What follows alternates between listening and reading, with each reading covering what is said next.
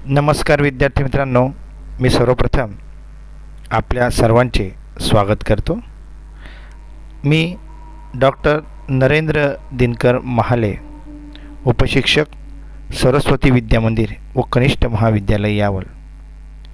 आज मी आपल्यासमोर या ठिकाणी इयत्ता 8वीच्या दृष्टीने भूमितीची उजळणी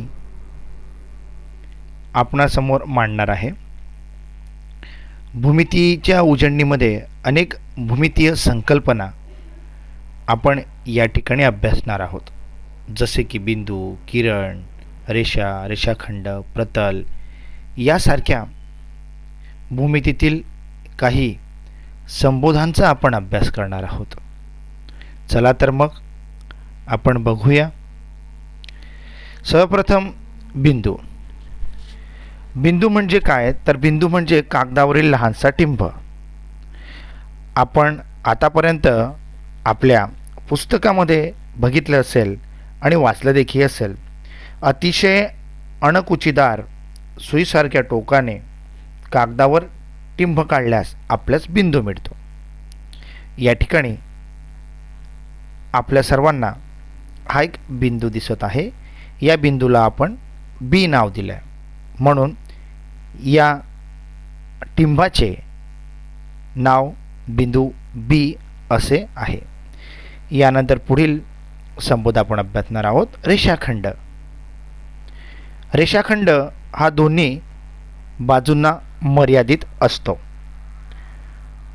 रेषेवरील कोणत्याही दोन बिंदूंनी मर्यादित झालेल्या तिच्या भागाला रेषाखंड असे म्हणतात। आकृतीमध्ये बिंदू एक्स आणि बिंदू वाय या दोन बिंदूंच्या मध्ये जो भाग आपल्याला मर्यादित झालेला दिसतोय तो भाग म्हणजे रेषाखंड होय। रेषाखंड एक्स वाय लिहिताना त्याला आपण रेख एक्स वाय असे लिहित असतो। यानंतर पुढे आता आपण किरण म्हणजे काय ते बघूया। एका ठराविक बिंदूतून एका दिशेकडे अमर्याद असणाऱ्या आकृतीला आपण किरण असे म्हणतो। आपल्यासमोर जी आकृती आपल्याला दिसते त्या आकृतीमध्ये ओ हा आरंभ बिंदू आहे आणि या ओ बिंदूकडून एच्या दिशेने अमर्याद अशा पद्धतीने आपल्याला असणारी आकृती दिसते। म्हणजेच या ठिकाणी ओ ए बाणाच्या बाजूने अमर्याद असल्याचे आपल्याला दिसते। यालाच आपण किरण असे म्हणतो। एका ठराविक बिंदूतून एका दिशेकडे अमर्याद असणाऱ्या आकृतीला किरण म्हणतो। मग या ठिकाणी ओ ए हा किरण आहे। यानंतर किरणामध्येच विरुद्ध किरण आपण बघणार आहोत। दोन विरुद्ध किरणांचा आरंभ बिंदू एकच असतो, त्या किरणांची दिशा परस्पर विरुद्ध असते, तेव्हा ते किरण विरुद्ध किरण असतात। आता बघा, या सोबतच्या आकृतीमध्ये या ठिकाणी आपल्याला आरंभ बिंदू ओ हा दिसतोय आणि ओ हा आरंभ बिंदू आपल्याला या ठिकाणी दिसत असताना दोन्ही किरण हे याच रेषेवर आपल्याला दिसत आहेत। मग दोन किरण कुठले? किरण ओ बी आणि किरण ओ ए हे दोन्ही किरण आपल्याला या ठिकाणी दिसत आहेत। आणि या किरणांची दिशा जी आहे ती परस्पर विरुद्ध दिशा, एक या दिशेला आणि एक या दिशेला अशी परस्पर दोघांची विरुद्ध दिशा आहे। म्हणून या सोबतच्या आकृतीमध्ये किरण ओ बी व किरण ओ ए एकमेकांचे विरुद्ध किरण आहे असे आपल्याला या ठिकाणी दिसते। आता आपण रेषा अभ्यासणार आहोत। रेषा म्हणजे अनंत बिंदूंचा संच जो दोन्ही टोकांकडे अमर्याद असतो। ही अमर्यादता दर्शवण्यासाठी तिच्या दोन्ही टोकांना बाण काढतात। रेषेची लांबी आहे ती रेषेची लांबी मोजता येत नाही, कारण रेषा ही दोन्ही बाजूंना अमर्याद अशा स्वरूपाची असते. आपल्या या सोबतच्या आकृतीमध्ये रेषा ए बी ही दोन्ही बाजूला अमर्याद असलेली दिसते. ही आकृती जी आहे या आकृतीला आपण रेषा ए बी असे या ठिकाणी संबोधतो. या आकृतीमध्ये जर आपण निरीक्षण केले तर आपल्या एक गोष्ट या ठिकाणी लक्षात येईल. किरण ए बी व त्याच पद्धतीने या ठिकाणी आपल्याला किरण बी ए असे दोन किरण दिसत आहेत. या दोन किरणांमध्ये रेषाखंड ए बी या ठिकाणी आपल्याला तयार झालेला दिसतो आणि हा जो रेषाखंड ए बी या ठिकाणी तयार झालेला दिसतो, हा रेषाखंड किरण ए बी व किरण बी ए यांच्या सामायिक बिंदूंनी तयार झालेला रेषाखंड ए बी आपल्याला दिसतोय. यानंतर आपण दोन भिन्न रेषा परस्परांना एकाच बिंदूत छेदतात. या बिंदूला छेदनबिंदू असे म्हणतात. आकृती जी दाखवली आहे या आकृतीमध्ये रेषा एम व रेषा एन यांचा जो छेदनबिंदू आहे तो छेदनबिंदू म्हणजे पी हा त्यांचा छेदनबिंदू आहे. त्याच पद्धतीने पुढील मुद्दा आपण बघणार आहोत. तीन किंवा तीनापेक्षा जास्त बिंदूतून एकच रेषा काढता येत असेल तर त्या बिंदूंना एक रेषेबिंदू म्हणतात. सोबतची आकृती जर आपण बघितली, यामध्ये ए बी सी आणि डी हे चार बिंदू आहेत. तर हे बिंदू तीनापेक्षा जास्त बिंदू आहेत आणि या बिंदूतून एकच रेषा या ठिकाणी आपल्याला काढलेली दिसते. म्हणून ए बी सी डी हे जे बिंदू आहेत हे बिंदू एक रेषे बिंदू आहे. थोडक्यात तीन किंवा तीनापेक्षा जास्त बिंदूतून एकच रेषा काढता येत असेल तर त्या बिंदूंना ए म्हणतात. यानंतर आपण पुढील मुद्दा बघणार आहोत. जेव्हा तीन किंवा अधिक बिंदूतून जाणारी एकही रेषा काढता येत नाही तेव्हा त्या बिंदूंना नैक रेषीय बिंदू म्हणतात. सोबतच्या आकृतीमध्ये आपल्याला बघा की यामध्ये एस आर पी आणि क्यू हे चार बिंदू दिले आहे. या चारही बिंदूंचा विचार जर आपण केला तर या चारही बिंदूंमध्ये आपल्याला असे दिसून येते की यामध्ये पी आणि क्यू हे जे दोन बिंदू आहे या दोन बिंदूंमधून एक रेषा जाते.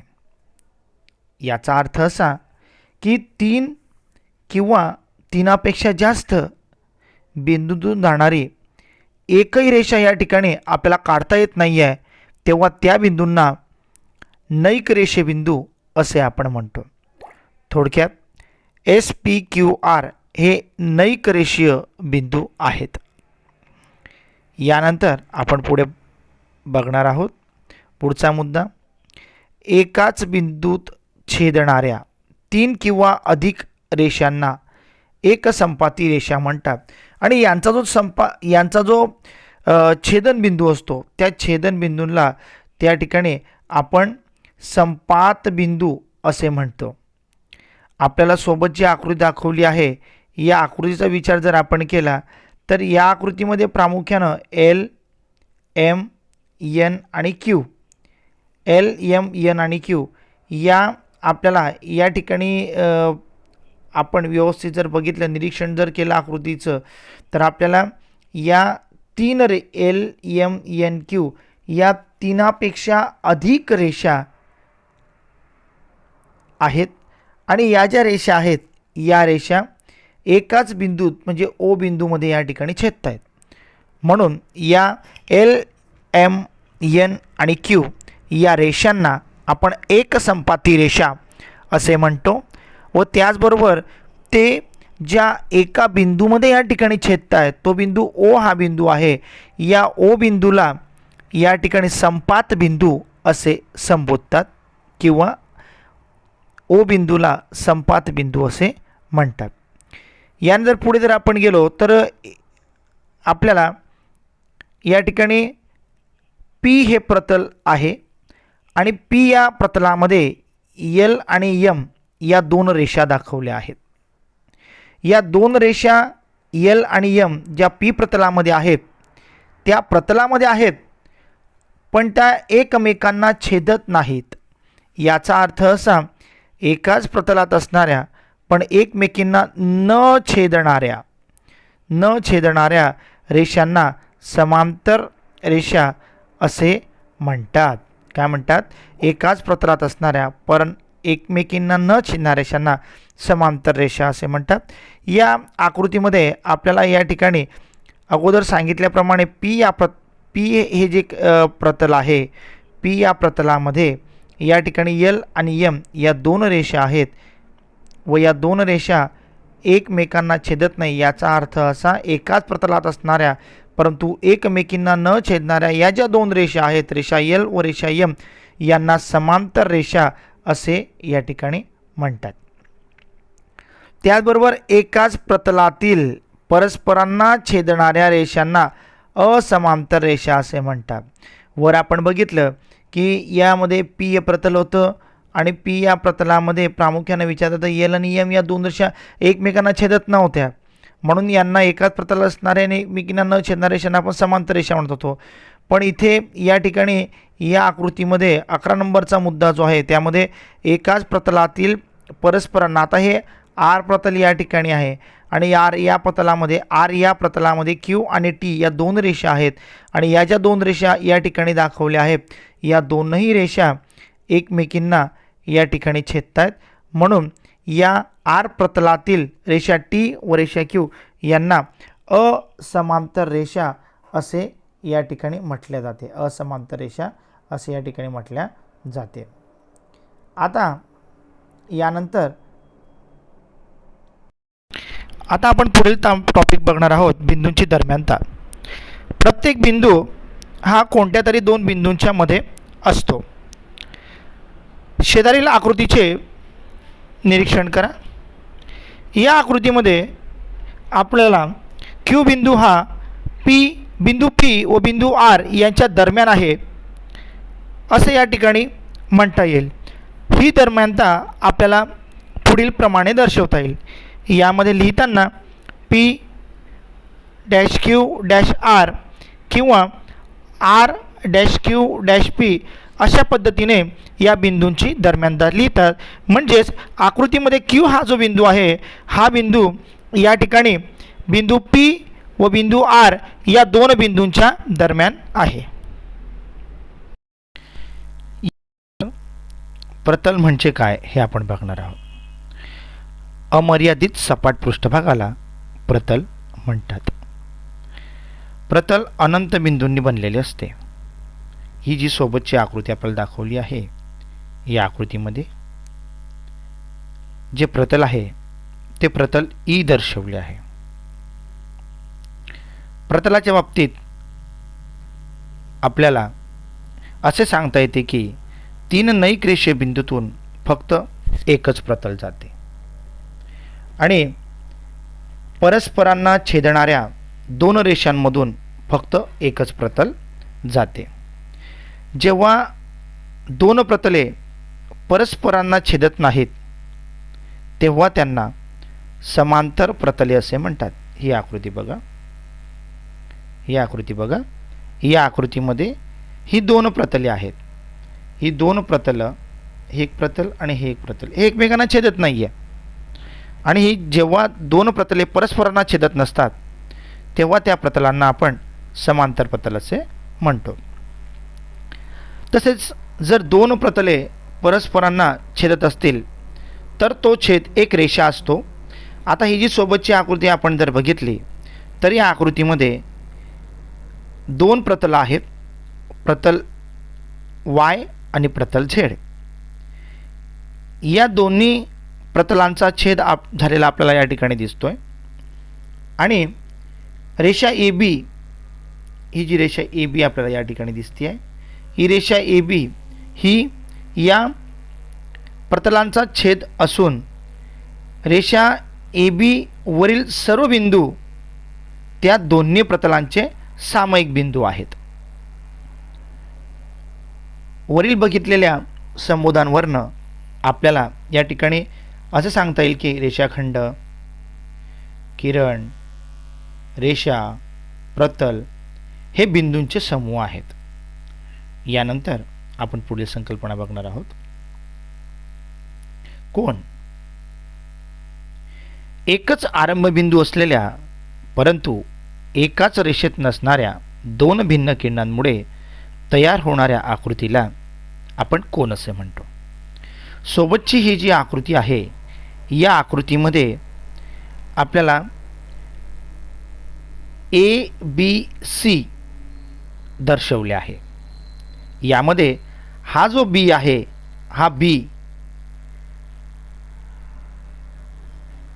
आपल्याला जो दिसतोय, हा बी शिरोबिंदू आहे व या शिरोबिंदूमधून किरण BA व किरण BC या बाजू किंवा भुजा आपल्याला दिसत आहेत. म्हणून या ठिकाणी कोन ABC तयार झालेला आहे. हा जो कोन या ठिकाणी कोन AB आणि या ठिकाणी कोन AB आणि C तयार झालेला आहे. थोडक्यात कोन ABC जो आहे, हा कोन ABC आपण लिहिताना त्याला कोन ABC किंवा कोन CBA असे लिहू शकतो. त्याचबरोबर आपण त्याला कोन B असे सुद्धा म्हणू शकतो. कोनाच्या प्रतलातील बिंदू आपण या ठिकाणी बघणार आहोत. आकृतीचे निरीक्षण करा. कोनाच्या प्रतलातील बिंदूंचे प्रामुख्याने कोनाचा अंतर्भाग, कोन प्रत्यक्ष कोन आणि कोनाचा बहिर्भाग अशा 3 भागांमध्ये विभाजन होते. सोबतची आकृती जी आपल्याला दिली आहे, या आकृतीचे निरीक्षण करा. या आकृतीमध्ये बिंदू L, बिंदू M हे PQR या कोनाच्या अंतर्भागात आहे. हे याच्या अंतर्भागात या ठिकाणी आपल्याला दिसत आहेत. तसेच या ठिकाणी बिंदू PQR हे कोनावर आहेत. बिंदू हा P आहे, बिंदू हा Q आहे आणि बिंदू हे R आहेत, कोनावर आहेत. आणि बिंदू A व बिंदू B हे दोन्ही बिंदू कोनाच्या बाह्य भागात आहेत. म्हणजेच यावरून आपल्याला बिंदू L, M हे जे आहेत हे अंतर्भागातील बिंदू आहेत. त्याचबरोबर PQR हे कोनावरील बिंदू आहेत व A आणि B हे बाह्य भागातील बिंदू आहे असे सांगता येईल. यानंतर समान मापाच्या कोनांना आपण एकरूप कोन असे म्हणतो. जसे की उदाहरणार्थ समजा कोन ABC 40 अंशाचा आहे व कोन DEF हा सुद्धा 40 अंशाचा आहे. या दोन्ही कोनांमध्ये आपण कोन ABC आणि कोन DEF दोघेही 40-40 अंशाचे आहे. 40-40 40 अंशाचे आहेत. मग या दोघेही कोनांची मापं कशी आहेत? सारखी आहेत. म्हणून या कोनांना आपण एकरूप कोन असे म्हणतो. लिहिताना आपण कोन ABC बरोबर इक्वल टू कोन DF असे आपण लिहितो. या ठिकाणी आपल्याला ABC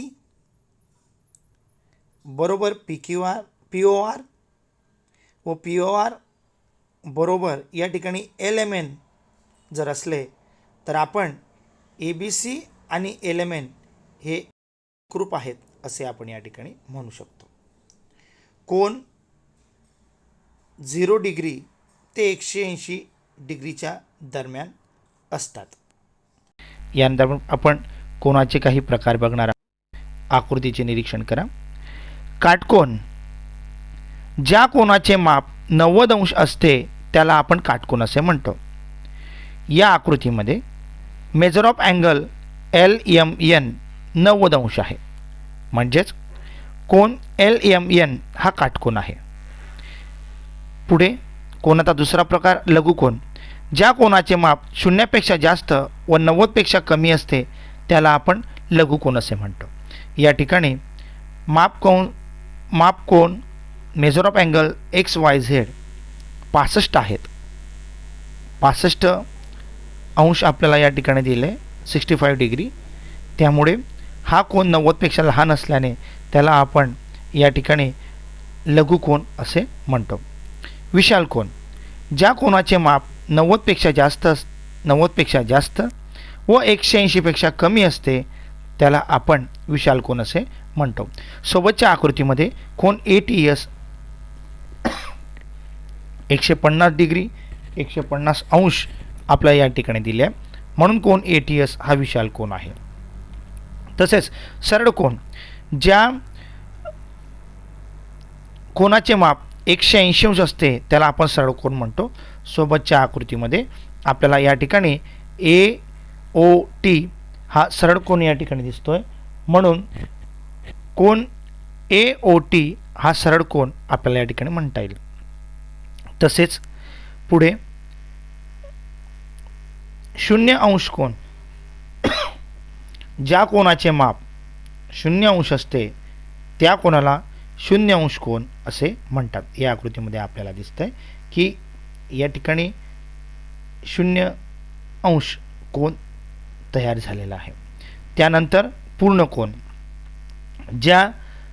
जेव्हा कोनाची एक बाजू पूर्ण 360 अंशातून फिरते तेव्हा त्याला पूर्ण कोन म्हणतात.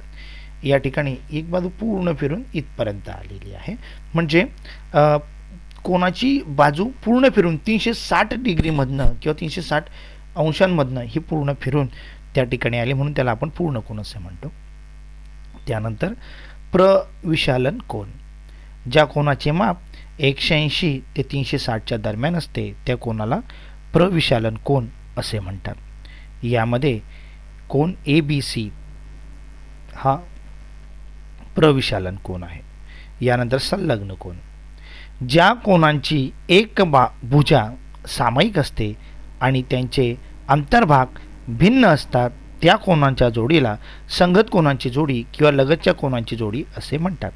सोबतच्या आकृतीचे निरीक्षण करा. या आकृतीमध्ये आपल्याला NL ही जी या ठिकाणी दिसते, आपल्याला लक्ष द्या, NL ही जी दिसते आहे ही या ठिकाणी एक सामायिक अशा प्रकारची बाजू आपल्याला दिसते आहे. म्हणजेच या ठिकाणी या सामायिक बाजू कोणाची सामायिक बाजू असल्याने त्या ठिकाणी त्यामध्ये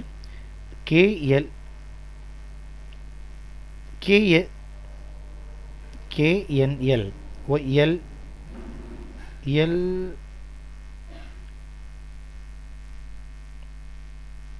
LNM हे दोन कोन आपल्याला या ठिकाणी तयार झालेले दिसत आहेत.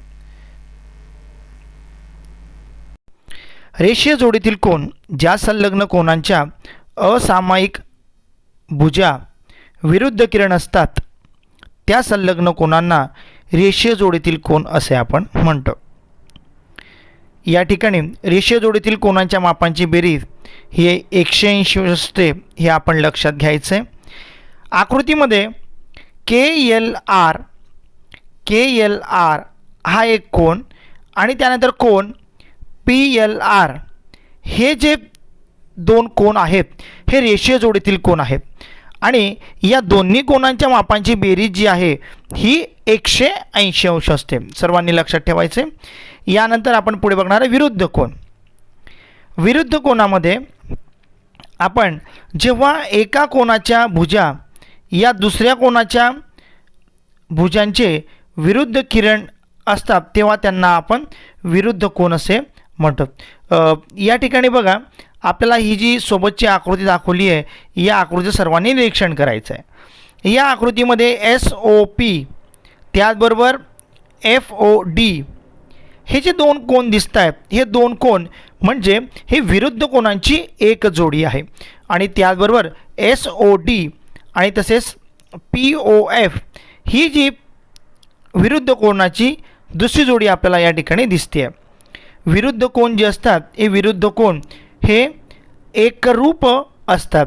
म्हणजे SOP आणि FOD हे दोन कोन एकरूप आहेत. एक विरुद्ध कोन एकरूप असतात म्हणून एकरूप आहेत. त्याचबरोबर SOD व कोन SOD व कोन POF हे दोघंही कोन या ठिकाणी एकरूप कोन आहेत. म्हणजे थोडक्यात जेव्हा एका कोनाच्या भुजा या दुसऱ्या कोनाच्या भुजांचे विरुद्ध किरण असतात तेव्हा त्या कोनांना आपण विरुद्ध कोन असे म्हणतो. यानंतर आपण पूरक कोन बघणार आहोत. ज्या कोनांच्या मापांची बेरीज 180 अंश असते त्या दोन कोनांना पूरक कोन असे आपण म्हणतो. बघा महत्त्वाचे मुद्दे म्हणजे काय, दोन कोनांच्या मापांची बेरीज 180 अंश असणं आणि अशा प्रकारची जी कोन असतात त्या दोन कोनांना परस्परांचे पूरक कोन असे म्हणतात. यामध्ये पूरक कोन संलग्न व असंलग्न स्वरूपाचे असतात.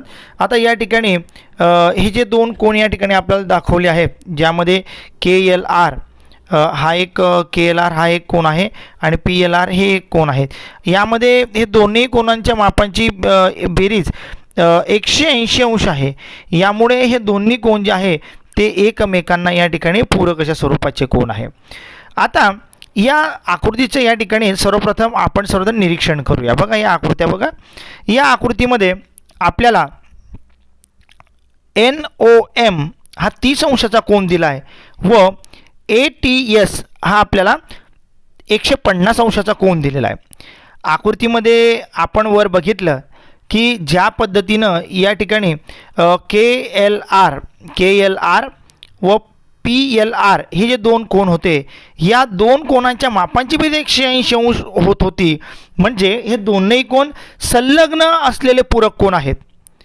तसेच ते रेषीय जोडीतील कोनसुद्धा आहेत. म्हणजेच आपल्याला या दोन कोनांच्या मापांची बेरीज 180 अंश ही त्या ठिकाणी दाखवण्यात आली. आता त्याच प्रमाणे जर आपण या 30 अंशाच्या कोनाचा आणि 150 अंशाचा कोनाचा विचार केला तर यांची बेरीज दोघांची बेरीज मिळून किती होते 180 होते. याचा अर्थ असा की NOM 30 अंश आणि ATS 150 अंश हे दोन्हीही असंलग्न अशा प्रकारचे कोन आहेत. आणि हे जे असंलग्न अशा प्रकारचे जे कोन आहेत हे असंलग्न कोन म्हणजेच मेथड ऑफ अँगल NOM अधिक मेथड ऑफ अँगल ATS या दोघांची बेरीज म्हणजेच बघा 30 अंश अधिक 150 अंश 30 अंश अधिक 150 अंश म्हणजे जवळजवळ म्हणजे 180 अंश या दोन कोनांच्या मापांची 180 अंश होते. म्हणून ते एकमेकांचे त्या ठिकाणी पूरक कोन आहेत असे आपण परस्परांचे पूरक कोन असे म्हणू शकतो. आता कोटिकोन ज्या पद्धतीनं आपण वर बघितलं की ज्या दोन कोनांच्या मापांची बेरीज 180 अंश असते त्यांना आपण पूरक कोन म्हणतो. त्याचप्रमाणे ज्या दोन कोनांच्या मापांची बेरीज या ठिकाणी बघा ज्या दोन कोनांच्या मापांची बेरीज 90 अंश असते त्या कोनांना परस्परांचे कोटिकोन म्हणतो. म्हणजे आपल्याला या ठिकाणी दोन कोन दिसत आहेत. यामध्ये कोन PQR हा एक कोन या ठिकाणी दिसतोय आणि SQR हा कोन या ठिकाणी दिसतोय. या दोघही कोनांच्या मापांची बेरीज जर केली तर ती बेरीज या ठिकाणी आपल्याला 90 अंश आल्याचे दिसते आहे. म्हणजे याचा अर्थ ज्या दोन कोनांच्या मापांची बेरीज 90 अंश असते त्या दोन कोनांना परस्परांचे कोटिकोन असे म्हणतात. आणि हे जे कोटिकोन असतात ते संलग्न व असंलग्न अशा प्रकारचे कोटिकोन असतात.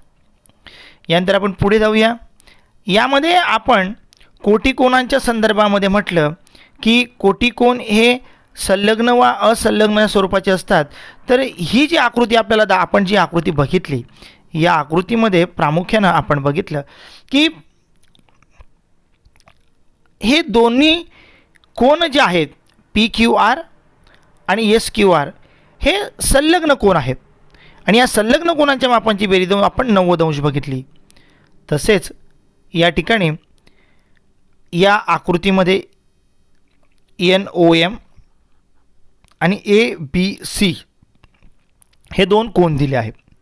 हे दोन्ही कोन असंलग्न स्वरूपाचे कोन आहेत, परंतु NOM व ABC या दोन्ही कोनांच्या मापांची बेरीज जर केली तर 90 अंश या ठिकाणी मिळते आहे. याचा अर्थ असा की या ठिकाणी आकृतीत दाखवल्याप्रमाणे मेजर ऑफ अँगल NOM व मेजर ऑफ अँगल ABC या दोघांची बेरीज 90 अंश असते, म्हणून हे दोन कोन परस्परांचे कोटी कोन आहेत.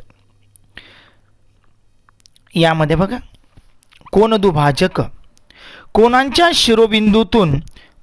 शिरोबिंदूतून निघालेल्या कोनाच्या अंतर्भागातून जाणाऱ्या व त्या कोनाचे दोन एकरूप भागात विभाजन करणाऱ्या किरणाला त्या कोनाचा कोनदुभाजक म्हणतात. कोनाचा शिरोबिंदू बघा, आता हा N हा शिरोबिंदू आहे.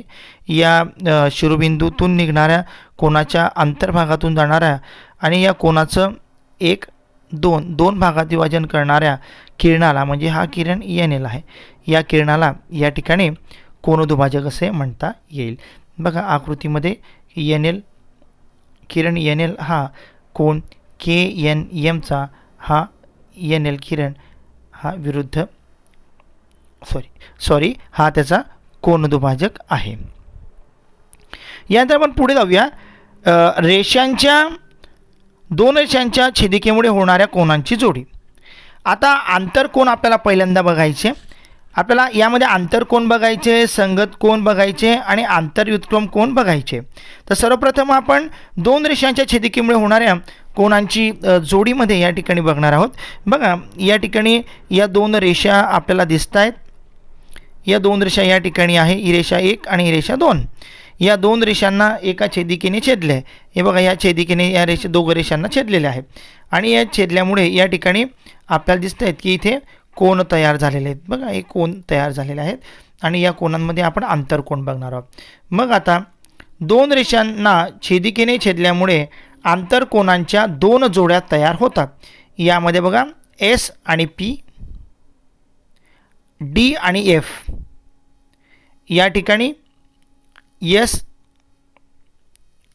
आणि P, तसेच आपल्याला या ठिकाणी D आणि F हे जे या ठिकाणी दाखवले आहेत ते हे जे कोन आहेत म्हणजे ज्याला आपण कोन S आणि कोन P तसेच कोन D व कोन F या आंतरकोनांच्या जोड्या आहेत असे आपण त्यांना म्हणतो.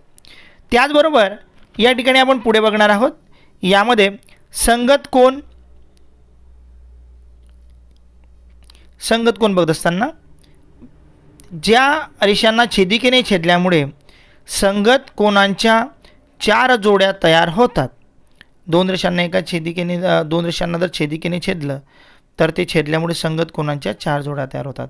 आता संगत कोन यामध्ये कुठले आहेत बघूया आपण. यामध्ये संगत कोन G आणि I हे दोन्ही संगत कोन आहेत.